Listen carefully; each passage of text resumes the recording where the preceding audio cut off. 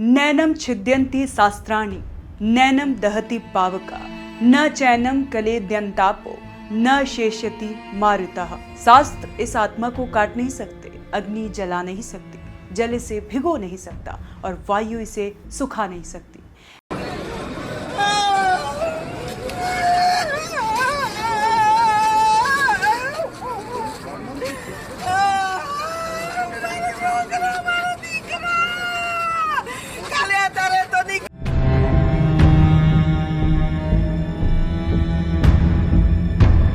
अहमदाबाद में हुए हादसे ने पूरे देश को झकझोर कर रख दिया है।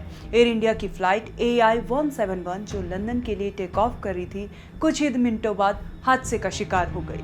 करीब 242 लोग इस विमान पर सवार थे। इंजीनियरिंग से लेकर बिजनेस क्लास, बच्चे, बुजुर्ग, छात्र और डॉक्टर सब सपनों के साथ निकले थे, लेकिन लौटे नहीं। इस हादसे में करीब 250 लोगों की मौत हो गई है। सिर्फ एक व्यक्ति किसी चमत्कार से बच गया और वो भी गहरे सदमे में है। विमान आग का ऐसा गोला बना कि देखने वालों ने कहा जैसे आसमान से आग बरस पड़ी हो। जलता हुआ विमान जमीन पर गिरा और जो बचा वो था सिर्फ धुआं, मलबा और चीखे। राहत बचाव टीम पहुंची तो कुछ नहीं मिला, न चेहरों की पहचान, न सामान के टुकड़े, हर तरफ सिर्फ राख और दर्द था। लेकिन इसी मलबे के बीच कुछ ऐसा मिला जो इंसान को चौंका देता है और सोचने पर मजबूर कर रहा है। वह थी भगवत गीता की एक बुक। न वो जली, न झुलसी, न उस पर आग का कोई असर दिखा, न पानी से कोई दाग, जैसे किसी अदृश्य शक्ति ने उसे इस भयंकर अग्निकांड से बचा लिया हो। राहत कर्मी भी हैरान थे। बोले, हमने मलबे से दर्जनों जल चुके पासपोर्ट, मोबाइल और ब्रीफकेस निकाले, लेकिन यह किताब एकदम वैसी की वैसी थी जैसे अभी किसी मंदिर की अलमारी से निकाली गई हो। लोगों ने इसे चमत्कार कहा। सोशल मीडिया पर तस्वीरें वायरल होने लगी। कई लोगों ने इसे ईश्वर का संदेश बताया। कुछ बोले, गीता की शक्ति सिर्फ किताब में नहीं, विचारों में भी है। यह किताब अब अहमदाबाद एयरपोर्ट अथॉरिटी की कस्टडी में है। सूत्रों की माने तो सरकार इस किताब को किसी राष्ट्रीय स्मारक में रखने का विचार कर रही है, क्योंकि जब विज्ञान हार जाता है तब आस्था जिंदा रहती है। इस हादसे ने बहुत कुछ छीन लिया, सपने, रिश्ते, भविष्य, लेकिन गीता वह किताब एक उम्मीद बनकर बची है। विमान हादसे की जांच तेजी से हो रही है।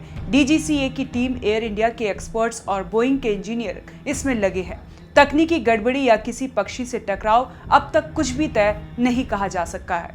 लेकिन देश का मन एक सवाल से घिरा हुआ है। करीब 250 लोग नहीं बचे, लेकिन ये किताब कैसे बच गई? क्या ये महज संयोग था या कुछ और? शायद हम कभी नहीं जान पाएंगे, लेकिन इतना तो तय है, जब आग भी हार जाए और राख से कोई किताब सलामत निकल आए तो उसे सिर्फ चमत्कार नहीं, ईश्वर की लीला कहा जाता है। जैसे गीता में कृष्ण ने अर्जुन से कहा था, कर्मण्येवाधिकारस्ते मा फलेषु कदाचन, तू सिर्फ कर्म कर, फल की चिंता मत कर। शायद वो संदेश ही अब इस किताब के रूप में हम सब के बीच आया है, याद दिलाने के लिए कि जीवन नश्वर है लेकिन आत्मा और विचार अमर है।